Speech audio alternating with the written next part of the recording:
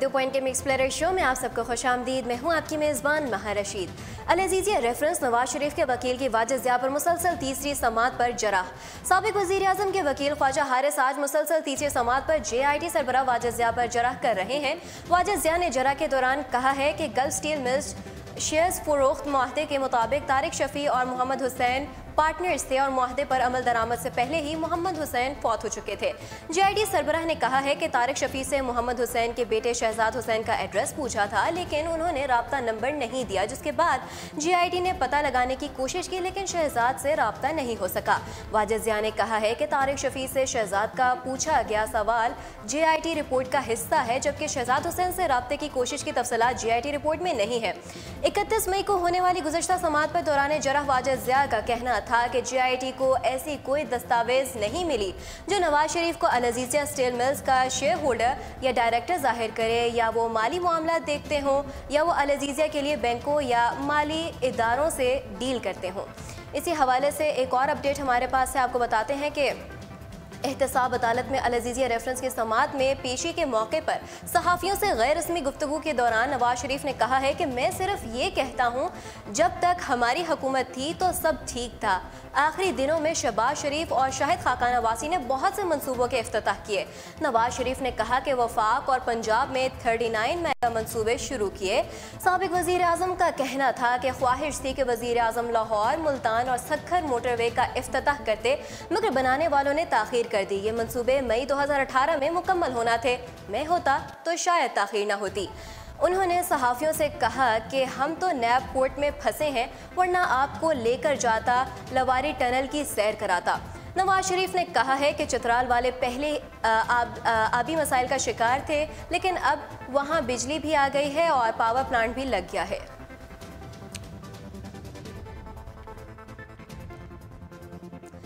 इंतखाबात 2018 के लिए आज से कागजात नामजदगी वसूल और जमा कराने का अमल शुरू हो गया और ये सिलसिला 8 जून तक जारी रहेगा। तमाम सूबों के सूबाई इलेक्शन कमीशन के दफातर से कागजात नामजदगी फॉर्म वसूल किए जा सकते हैं और इब्तदाई तौर पर नामजदगी फॉर्म हासिल करने में सबसे तेज़ी सिंध में देखी गई। इलेक्शन कमीशन की कराची में वाक़ सूबाई दफ्तर से कौमी असम्बली के हल्का NA 246 के लिए chairman peoples party Bilawal Bhutto Zardari के लिए कागजात नामजदगी हासिल कर लिए गए। MQM के साबिक रुकन सूबाई असम्बली अवैस शाह ने NA 244 के लिए कागजात नामजदगी हासिल किए। जमात इस्लामी के हारून सरफराज ने NA 241, जबकि मोहम्मद खान ऐवान ने PS 96 के लिए कागजात नामजदगी फॉर्म हासिल कर लिए। पेशावर में इलेक्शन कमीशन के दफ्तर से इंतखाबात 2018 के लिए कागजात नामजदगी की वसूली का अमल शुरू हो गया। सूबाई इलेक्शन कमीशन का कहना है कि पेशावर में 20 रिटर्निंग अफसरान फ़राइज़ अंजाम दे रहे हैं, जबकि सेशन जज Anwar Ali Khan district and returning अफसर के फ़राइज़ अंजाम दे रहे हैं।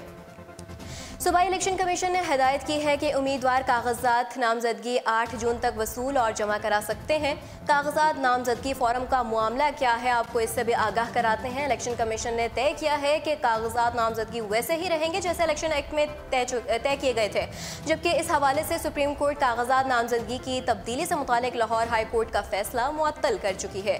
अदालत उज़्मा गुज़श्ता रोज़ इलेक्शन कमीशन और सरदार अयाज सादिक की अपीलें बाज़ाब्ता समाअत के लिए मंजूर कर चुकी है। सुप्रीम कोर्ट ने अपीलों पर समाअत के दौरान कहा था कि हाई कोर्ट के फैसले से इंतखाबात ताख़ीर का शिकार हो सकते हैं और इंतखाबात में ताख़ीर किसी सूरत बर्दाश्त नहीं की जाएगी। चीफ जस्टिस ने रिमार्क्स दिए हैं कि आम इंतखाबात 25 जुलाई को ही होंगे।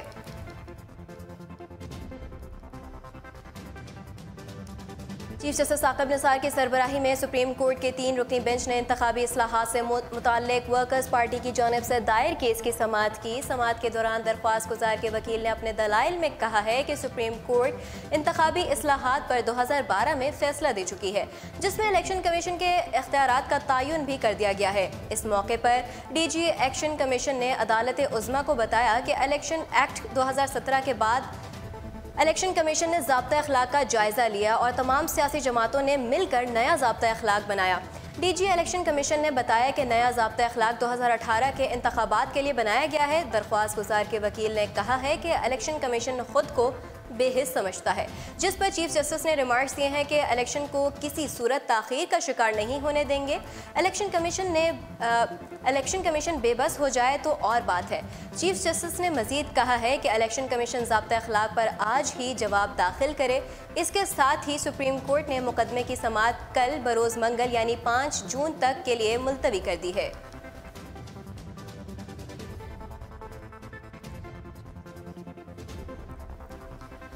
पीटीआई चेयरमैन इमरान खान की साबिक अहलिया रेहाम खान की लिखी हुई किताब का तूफान एक बार फिर उठ गया और यह किताब एक बार फिर मीडिया पर मौजूए बहस बन गई है। तहरीक इंसाफ ने रेहाम खान पर इल्ज़ाम आयद किया है कि रेहाम खान को ये किताब लिखने के लिए शहबाज शरीफ ने मदद फराहम की, जबकि उन्होंने मरियम नवाज से मुलाकात भी की।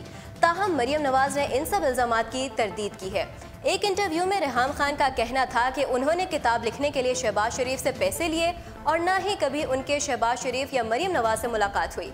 इल्ज़ामात लगाने वालों के खिलाफ अदालत जाऊंगी। साथ ही उन्होंने chief justice of Pakistan justice Saqib Nisar से मामले का नोटिस लेने की भी अपील कर दी। रेहाम खान ने अपने साबिक शौहर इमरान खान पर तनकीद करते हुए कहा है कि वो आइन के आर्टिकल 62 पर पूरा नहीं उतरते। उन्होंने उनके साथ निकाह को छुपाकर 2 माह तक झूठ बोला।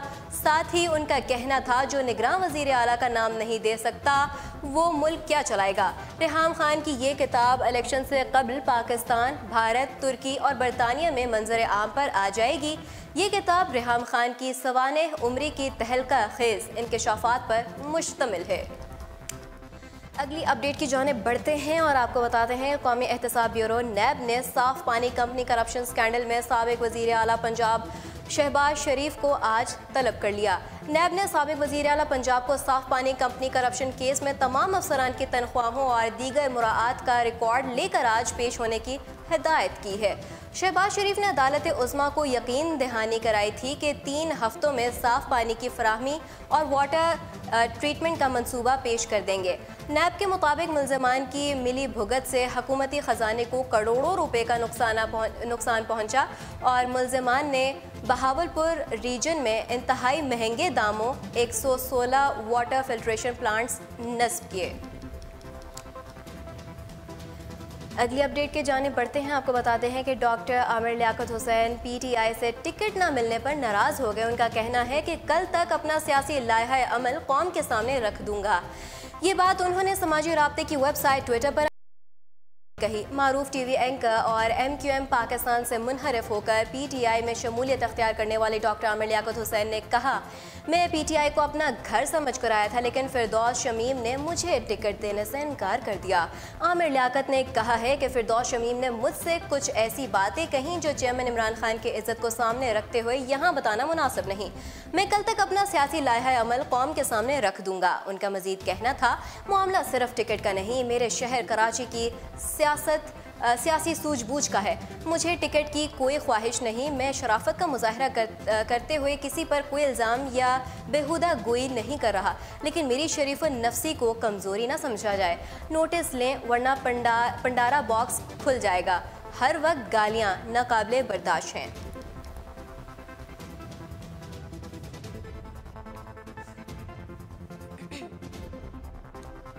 आयशा अहद की हमजा शहबाज के खिलाफ एक और मुकदमे की दरख्वास्त। आयशा अहद ने हमजा शहबाज के खिलाफ एक और अगवा के मुकदमे के लिए दरख्वास्त थाना जनूबी छावनी में जमा करा दी। आयशा अहद की जानिब से अगवा के मुकदमे की दरख्वास्त में शहबाज शरीफ के बेटे हमजा शहबाज और दामाद अली इमरान को भी नामजद किया गया।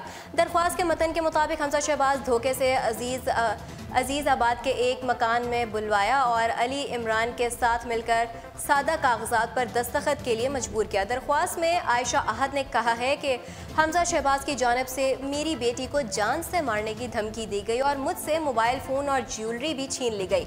दरख्वास्त के मतन के मुताबिक सरोनामी ड्राइवर हमजा शहबाज से मिला हुआ है। रात भर हमजा शहबाज और अली इमरान तशद्दुद करते रहे। अगले रोज़ मुश्किल से जान बचाकर मकान से निकलने में कामयाब हुई। खरीदारी जेब कुतरे सरगर्म, एहतियाती तदाबीर। ईद उल फितर के करीब आते ही मुल्क भर के बाजारों में खरीदारों का रश हो गया, तो उसी दौरान जेब कुतरों और चोर भी आवाम को नुकसान पहुंचाने के लिए सरगर्म हो गए हैं। रमज़ानुल मुबारक का दूसरा अशरा शुरू होते ही बाजार इफ्तार के बाद रात गए तक खुले रहते हैं, इसलिए आवाम की बड़ी तादाद ईद उल फितर की खरीदारी के लिए बाजार का रुख करने लगे। बाजारों में खरीदारी करने वाले अक्सर अफराद जेब कुतरे या फिर सामान चोरी होने की वजह से परेशान दिखाई देते हैं। मार्केट्स में आवाम का रश बढ़ते ही चोरों के मुख्तलिफ गिरोह आवाम को लूटने के लिए सरगर्म हो जाते हैं। अगर आप खरीदारी के दौरान जेब कुतरों और नुकसान से बचना चाहते हैं तो चंद एक एहतियाती तदाबीर अख्तियार करते हुए बआसानी शॉपिंग करके महफूज तरीके से घर पहुंच सकते हैं। और अब खबरें शामिल करते हैं स्पोर्ट्स की दुनिया से। आपको बताते हैं वुमेन्स T20 एशिया कप में पाकिस्तान का फातिहाना आगाज। Women's T20 Asia cup cricket tournament में पाकिस्तान ने फातिहाना आगाज कर दिया। थाईलैंड के खिलाफ बआसानी 8 विकेटों से कामयाबी समेट ली। वुमेन्स 2020 एशिया कप का बाकायदा आगाज मलेशिया के दारुल हुकूमत कोलालमपुर में हो गया है। इब्तदाई रोज 3 मैचेस का फैसला हुआ। पाकिस्तान समेत भारत और श्रीलंका की टीमें हरीफ साइड के खिलाफ फतह हासिल करने में कामयाब रहीं। इतवार को मलेशिया में शुरू होने वाले इवेंट में पाकिस्तानी वुमेन्स टीम ने अपने इब्तदाई मैच में थाईलैंड वुमेन्स टीम को बआसानी 8 विकेटों से शिकस्त दे दी। उधर भारतीय वुमेन्स टीम ने मेज़बान मलेशिया को 142 रन के वाज़ेह मार्जिन से हराकर फतह अपने नाम की। भारत ने पहले खेलते हुए मुकर्ररा ओवर्स में 3 विकेटों पर 169 का मजमुआ तश्कील दिया। राज सिर्फ 3 रन के फ़र्क से अपनी सेंचुरी मुकम्मल ना कर सकीं। उन्होंने नाकाबिल शिकस्त रहते हुए 97 रन बनाए। कप्तान एच कोर 32 रन के साथ नुमाया स्कोरर रहे। और अब खबरें शामिल करते हैं शोबिस की दुनिया से। आपको बताते हैं कि पाकिस्तान को नाकाम रियासत कहने पर उर्वा का भारतीय अदाकारा को करारा जवाब। हाल ही में रिलीज़ होने वाली फिल्म वेरे दी वेडिंग की कास्ट ने इंटरव्यू दिया था, जिसमें उनसे पाकिस्तान में फिल्म पर पाबंदी आयद करने के हवाले से सवाल किया गया। फिल्म में मुआवन किरदार अदा करने वाली सोरा भास्कर का कहना था कि हम पाकिस्तान की बात ही क्यों करें, वो एक नाकाम रियासत है। उनका कहना था कि मुझे समझ नहीं आता लोग क्यों मुझे पाकिस्तान का तर्जुमान समझते हैं। आप एक ऐसे मुल्क से क्या उम्मीद कर सकते हैं जो शरई उसूलों पर चलता हो। ताहम उर्वा हुसैन ने भारतीय अदाकारा को ट्विटर पर करारा जवाब देते हुए याद दिलाया कि पाकिस्तान वही मुल्क है जिसे आपने 2015 में बेहतरीन मुल्क करार दिया था और ये पिछले चंद सालों में हर लिहाज से बेहतरीन हो चुका है। ये अपने मेहमानों को बड़े दिल से खुशामद कहता है। उर्वा हुसैन ने कहा, सोरा भास्कर ख़वातीन को बाइख्तियार बनाते बनाते खुद एक कड़वी इंसान बन गई हैं। दुनिया की सबसे तवील सीधी सड़क का एजाज़ सऊदी अरब को हासिल हो गया। सऊदी अरब के हाईवे नंबर 10 की लंबाई 256 किलोमीटर है और ये बिल्कुल सीधी सड़क है जिसमें किसी किस्म का कोई मोड़, चौक, बल या क्रॉस नहीं है। इसका मतलब आप सिर्फ 2 घंटे में इस हमवार और सीधी सड़क का फासला तय कर सकते हैं। इस दौरान आपको स्टीयरिंग व्हील घुमाने की ज़रूरत भी नहीं पड़ेगी। Guinness book of world record में सऊदी अरब की इस तवील राह को सीधी सड़क को इससे कबल ये एजाज़ ऑस्ट्रेलिया को हासिल था। सऊदी अरब का ये हाईवे नंबर 10 दुबई की सरहद के करीब वाक़ है। सहरा में दर्जा हरारत यकसा नहीं रहता और बदलता रहता है।